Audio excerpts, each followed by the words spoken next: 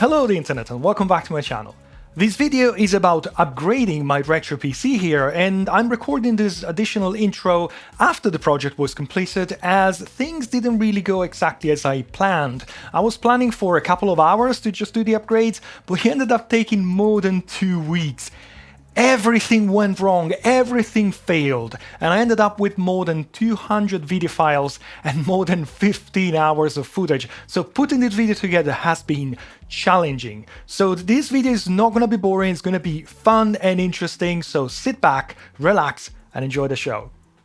Today is upgrade day. This is my own RetroPC, it's my main system I'm using for all my things, and you've seen me discovering and putting together this system in this video here. It ended up with a Pentium 233 on a Crusader motherboard, which features an Intel TX chipset. This machine has 128 megabytes of RAM, and quite a few of my viewers told me that the Intel TX is not able to cache the whole 128 megabyte of RAM, so a different motherboard would be much better. Now, meanwhile, I fixed this motherboard. This is a Shuttle 591P, and it features an Apollo Via MBP3, which I understand it can cache the whole 128 megabytes of RAM. Also, I almost killed this board in this video, so I'm kind of attached to this one. I really would like this to be my main motherboard. Now, on top of the new motherboard, I'm going to install this. This is the K62 Plus that I was sent by one of my viewers, which has been amended to become a K63 533 MHz, so we should have a juicy upgrade after this is finished. Now, to keep you entertained, I'm going to run a benchmark on this machine as it is, then we'll swap all the components, and then we'll test the new system with the new components, and we'll see how much we gained. Let me thank today's sponsor, PCBWay, but now let's start with benchmarking this machine. Now, as a little recap, that's the blue Crusader TX C587 motherboard, which the Intel TX. We got 4 72-pin modules for a total of 128 megabyte. We have a floppy drive, we have a CD-ROM drive and a burner. I have a compact flash adapter here to connect to the motherboard controller. Then we have an S3 3064V+ as a video card, and the my Yamaha sound card. So it's a nice system, there's nothing wrong with it. It's just, again, I have a faster one and it feels reasonable just to run an upgrade. Let me wire this to the capture device and we'll start playing with some benchmarks. Benchmark is done, it's now time to start disassembling this thing and replace the motherboard and the CPU. One thing I forgot to say is that I'm going to replace the compact flash drive. The one that I was using before was a 512 megabyte, which went into the PS2. I'm going to obviously repartition, reformat this thing, so this computer will have this, which I believe is my fastest compact flash I have in my collection at the moment. So no more talking, let's remove the motherboard and everything in this computer. Here begins the upgrade process. I thought it would be straightforward. A couple of hours. Swap the hardware, tidy up, install Windows, run benchmarks, compare, and thank you for watching. A bit boring, but might be interesting. Little I knew that this would take weeks of my time, mostly everything would fail to work, and I would experience all sort of software and hardware failures. So sit back and relax while we dive into this incredible story. The process begins from the actual hardware upgrade, of course. Nothing special about that. Remove the old components, install the new ones, tidy up, check. Then I can install Windows. And here comes the first glitch. After the installation, Windows would freeze just before getting to the desktop. It would just stop loading and do nothing. As you can imagine, it took me a while to realize it was the sound card causing that issue. The first thing I tried was to test another power supply, but that didn't work. Because of that abused motherboard, I immediately thought I should try the sound card on my twin Shuttle 591P board, which was never baked to death. I also thought I would go back to MS-DOS for those tests and focus on Windows only if MS-DOS worked okay. The outcome was that the sound card worked fine on the twin motherboard, but it would freeze on the abused one. The MS-DOS configuration page would freeze a good 70% of the time, requiring a reboot. When it did not freeze, starting Doom would freeze it every time, either immediately or after a number of seconds, after playing pretty corrupted sound.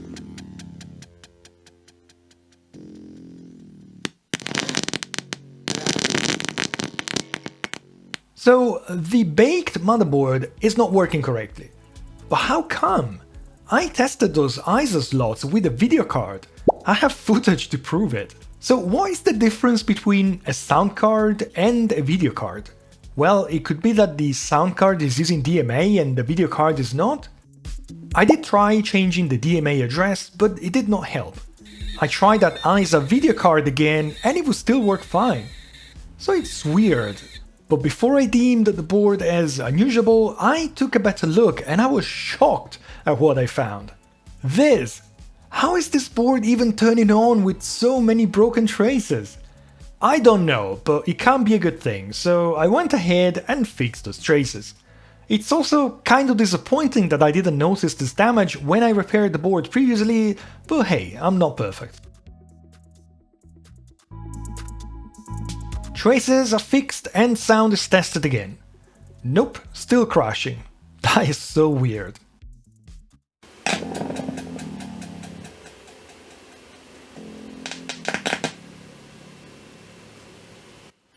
Well, so far this card has crashed or has been freezing the whole computer more or less every time, whether it's during initialization or when I start Doom or a few seconds into Doom. I've been scoping the lines, looking for something unusual, something really obvious like a floating line or something stuck to ground, stuck to 5 volts. I can't see anything so far, which is not easy. I should compare with a working system. You know, it's going to take some time. So what I'd like to try is to use the cold spray and hot air trick again. Now, looking at the chipset datasheet, it turns out, as usually happens, that the Southbridge, this little chip here, is the one responsible for the ISA slots. And I can't remember the name of the package, but it's one of those ICs with all those legs. And I know that those legs can just detach over time. I found it so many times on these old boards. So something I'd like to try, I'll switch off the board now. I'll use my cold spray on the IC just in case that changes the behavior. That's going to tell me that something's happening either inside the chip, which I can't fix, or around the chip or on the board, the legs themselves and everything. So let's cool down the chip and see what happens, see if anything changes.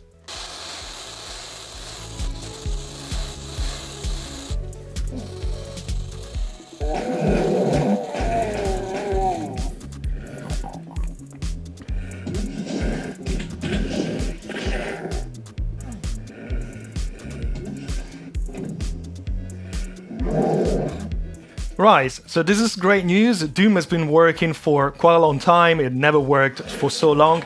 Let's try and warm up the IC and see if that stops the game and freezes the computer.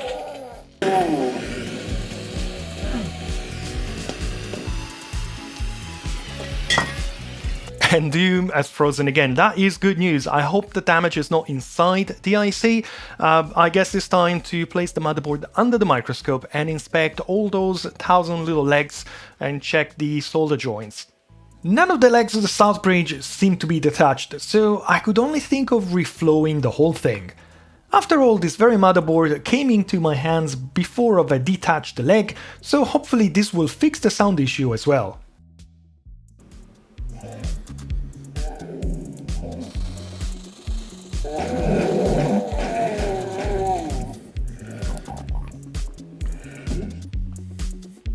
It's working! I've been playing Doom for about like 15 minutes, so I think I can confidently say that the issue where those traces, which doesn't make any sense whatsoever, but I think there must have been like a micro, teeny tiny crack on the Southbridge. The good thing is, it works. So hopefully this is now fully fixed, and I guess we can continue with our upgrade. Well, this project is not going very well, but I had a great deal of success with my own projects using PCBs from PCBWay.com, the sponsor of this video. If you find a project online which needs a PCB, then PCBWay is the solution. Just go to PCBWay.com and upload the Gerber file of the project. The process is very simple, it's more or less automatic, you just need to select a postal service at the end and the PCBs will be delivered at your place. I've always been happy with the quality of the PCBs I received from PCBWay, so I'm sure you'll be happy too. And also don't forget that PCBWay also offer other services like 3D printing, metal sheet fabrication, and also PCB assembly services where you can order the PCB populated with all the components, so you get something which is plug and play, ready to go. Take a look at PCBWay.com, the link is also down below in the description. Let me thank PCBWay for sponsoring my videos, their help makes these videos possible. Now let's go back to this PC and see if we can make it work. Now the sound card and those mysterious broken traces are fixed, let's test under Windows. And yes, it works. Though something weird happens. Even with proper drivers, any sound played by the Windows Media Player would sound as robotic. But Winamp can play everything with no issues.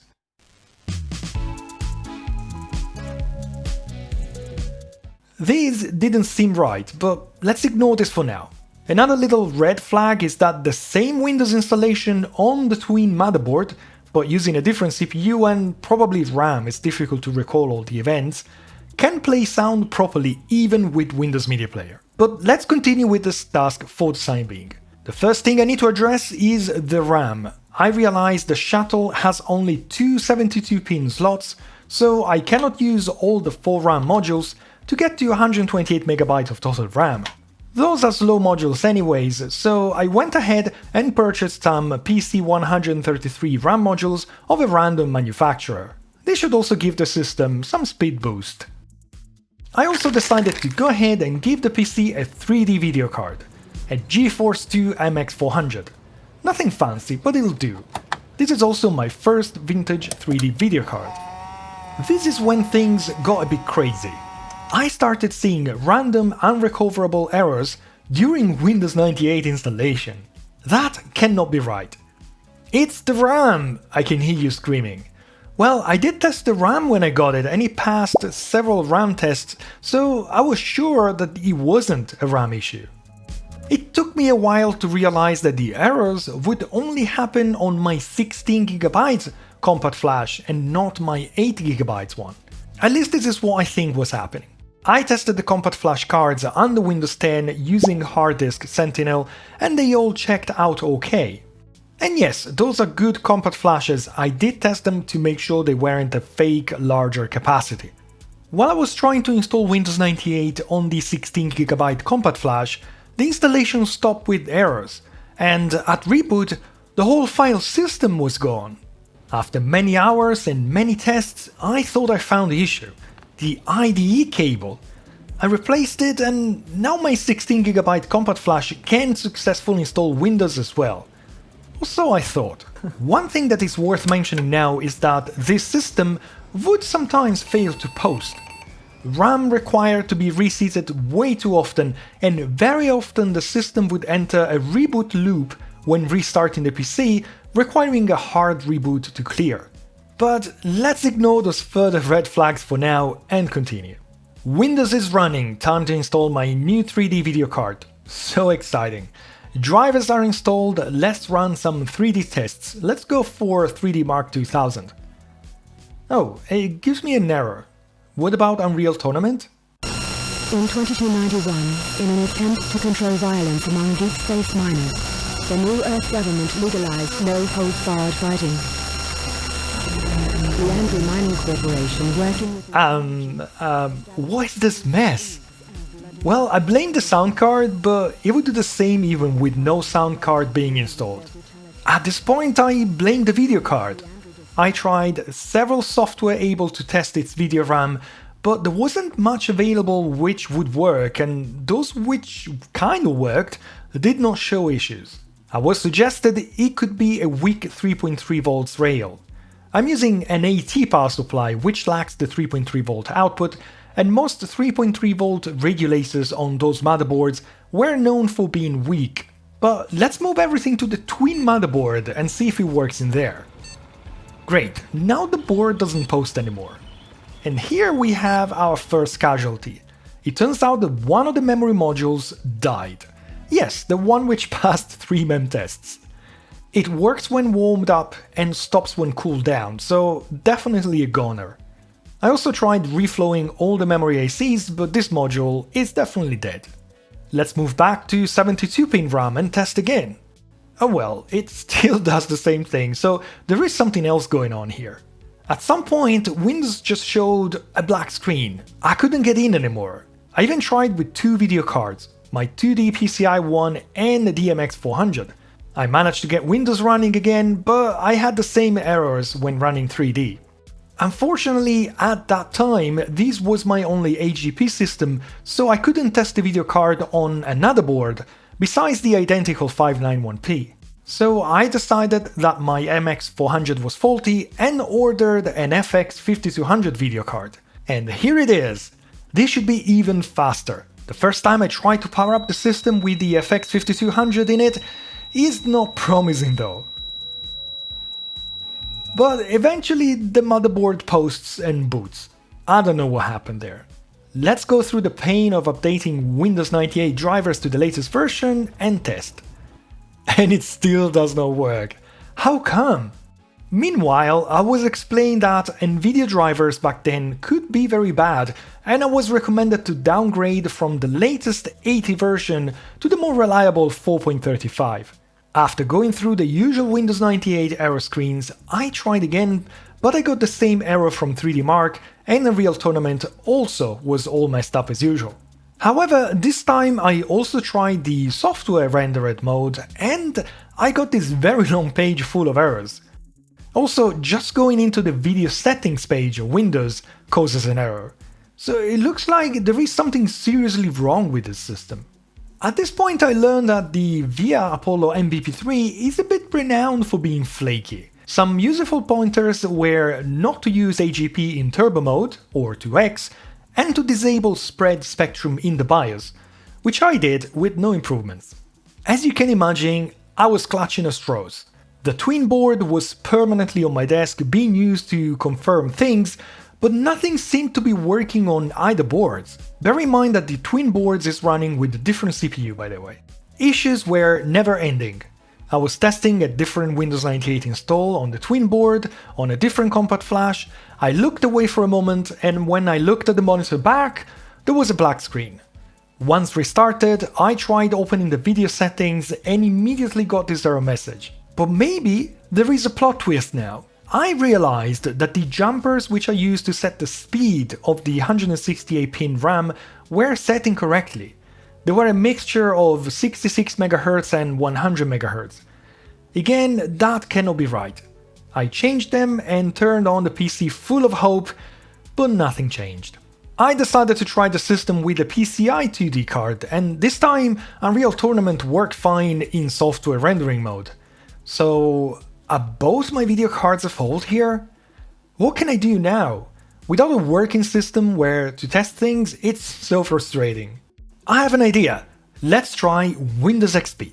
A Socket 7 system is a bit slow for it, but Windows XP is much more stable than Windows 98 and hopefully it can help me understanding what is wrong. Obviously, Windows XP takes some time to install, particularly if it crashes during installation. Yes, exactly as with Windows 98, but I thought I fixed that with a new IDE cable. I really feel that this abused motherboard is not happy. So let's install Windows XP on the twin motherboard with a different CPU. And no, more errors during the installation. Only now, my friends at the Retro Web Discord server tell me that compact flash drives can be flaky. I had no idea, I thought it was the best option being a native IDE device. But hey, I'm running out of ideas here, so I fished out a spinning disk and tried again. I was almost in tears when I reached Windows XP's desktop with no errors at all. Were all my problems caused by the compact flash drives? Oh, I wish it was so easy, but from now on, I'll use spinning drives instead. Now I'm in Windows XP, will the video card work? I have the FX 5200 installed, let's try it. Oh no, more errors. What's wrong this time? The card refuses to initialize. And after a restart, the board is not posting anymore. A further reboot reveals that the BIOS has reset and only half of the RAM is now detected. Yes, you guessed that right, another bad RAM stick. Remember what I said before? So I went ahead and purchased some PC133 RAM modules of a random manufacturer. Let's try again, but this time with half the RAM. I was using 256 MB being Windows XP, so I'm now back to 128 MB. Will 3D Mark work this time? No, it does not, and the PC reboots. I cannot believe that. I tried running 3D Mark while monitoring the 3.3 volts line on the motherboard, but the voltage seemed stable and I didn't notice anything weird.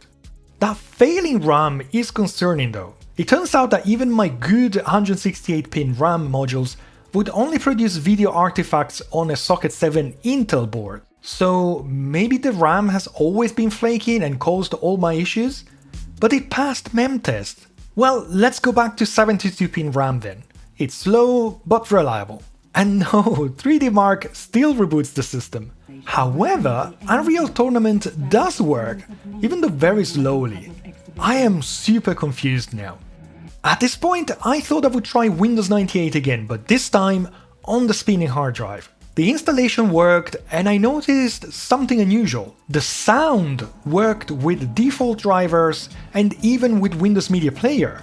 Oh wow! Shall I feel optimistic and try 3D Mark 2000?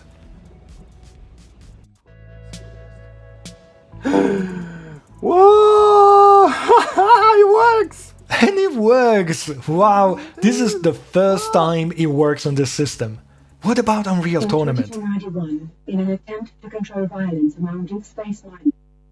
I can't believe it! It works too! Yes! I got it to work!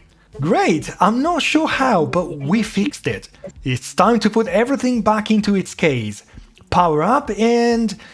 well, the system froze while posting. And this, ladies and gentlemen, is the last time you'll see the system working, as a further reboot will just produce a black screen. I can't believe it!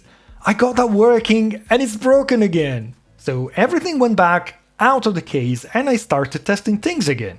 It turned out that the CPU had died.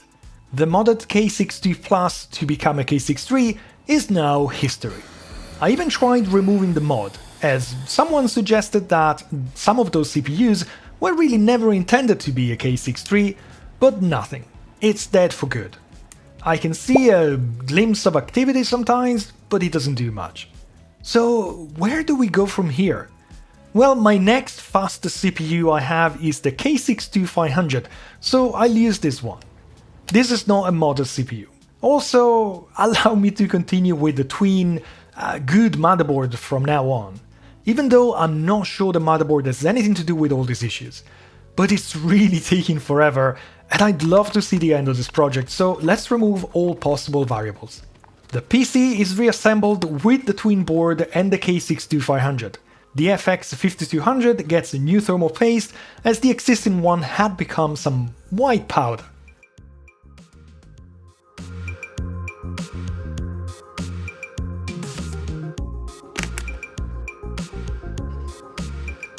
I also decided to gift this unlucky system of a good branded RAM module.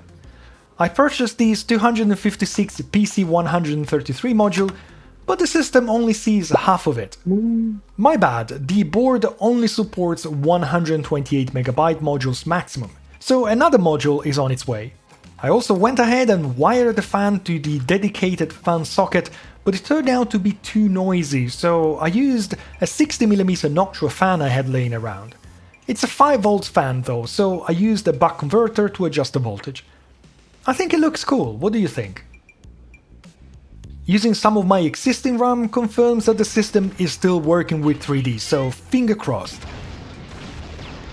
The new 128MB RAM module has arrived and the board only sees 64MB out of it. It turns out this module is too dense for this board, so it won't work. Let's get another one. This will work. It's also supposed to work in interleave mode, being a dual rank module. I see some damage on the module though, let's hope it's nothing. Dead. Another dead module. Can you believe it? This doesn't work on any of my systems, so I got a refund for it, but hey, how many modules do I need to buy for this board?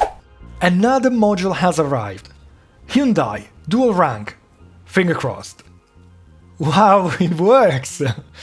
Finally. You know what? Let's test this thoroughly.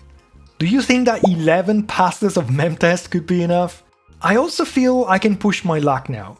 I went into the BIOS and pushed all the RAM options to the fastest available possible. After 2 weeks of intermittent faults, this feels the stupidest things to do, but hey, I like challenges. I also made sure the system is running in interleaved mode, which is confirmed by IDA. Everything finally works. The 3D card works, 3D game works, 3D benchmarks work. Wow, I made it! It only took 2 broken RAM modules, several incompatible ones, some broken traces, some dodgy compat flashes, a Southbridge and an AMD K6 CPU. I even went ahead and tested both the MX400 and the FX5200, as I was told the MX400 should perform faster under Windows 98. Well, I suppose my system is the bottleneck here, as I'm getting identical results. Also, the FX5200 is the 64-bit version, so the two cards are more or less identical from a performance point of view. I'll keep the FX5200 in this system, as I'd like the MX400 in another one you'll see in a future video. What's left to do now? Oh yes, benchmarks! I was supposed to get to them in a couple of hours after reassembling this computer. 2 weeks have now passed. I had almost forgotten, this is working, and nothing else seems to matter now. I feel that benchmarks are not the main course of this video anymore, but here they are anyways. Sandra99 reports a 118% improvement on the CPU and 129% on the FPU. On the multimedia instructions, AMD leads over Intel with a 145% upgrade for integer and a huge 439% boost for floating point. The faster system and the faster RAM gave the memory a nice 50% boost for CPU and a 60% improvement for FPU. Under MS-DOS, Landmark CPU records a 184% improvement, even though I'm not sure Landmark can capture the full speed of those CPUs. SpeedSys shows a 225% improvement on the previous configuration. With MS-DOS graphics, 3D Benchmark reports a 73% improvement, Doom a mere 10.5%, and Quake decreases its performance by an unexpected 52%. Does anybody know why that happens? Clearly, the FX5200 outperforms the S3 3064 by an infinite factor in 3D graphics, as the S3 does not support it. Overall, it looks like the system has got a nice boost as expected. I can't believe we reached the end of the video. It's taken so much time. As I said, more than 200 video clips and more than 15 hours of footage. Putting this video together has been challenging. This is still working. Impressive. Even though just yesterday I turned it on to record some extra footage and it wouldn't post. But it turned out the video card connector was a little dirty and apparently that fixed the problem. I don't know. I don't care. I don't want to know. This has taken so much time. Too much time. It's used up all my spare time for more than 2 weeks. I really wanted to go on with something else, but I really wanted to see this computer working. What was the problem in the end? Well, I'm not sure. Besides the Southbridge and the broken traces, of course, I think it was a combination of RAM, CPU and storage, and they were failing at different times, sending me to different directions every time, so that made things quite complicated to troubleshoot. Let me take this opportunity to send a big thank you to my friends at the RetroWeb Discord server. While I was working on this project, I was constantly in touch with the server, and everybody there offered me a shoulder where to cry, basically, considering all that happened. Thank you very much, guys. I hope you enjoyed the process because it was clearly unique. Now, I have a few more of these retro computers coming. One is these nice e-machines that I collected recently nearby, and we will take a look together. And just this morning, I've collected a few of these old machines that are in rough shape. I've no idea what's inside, what works and what doesn't, and we will take a look together. So if you like this kind of things, come back, subscribe, hit the like button. If you enjoyed this video, that would be really appreciated. For now, let me thank you for your time. I hope you enjoyed this very incredible journey. And I hope to see you again here soon on my channel for my next videos. For now, thank you very much and goodbye. Bye bye.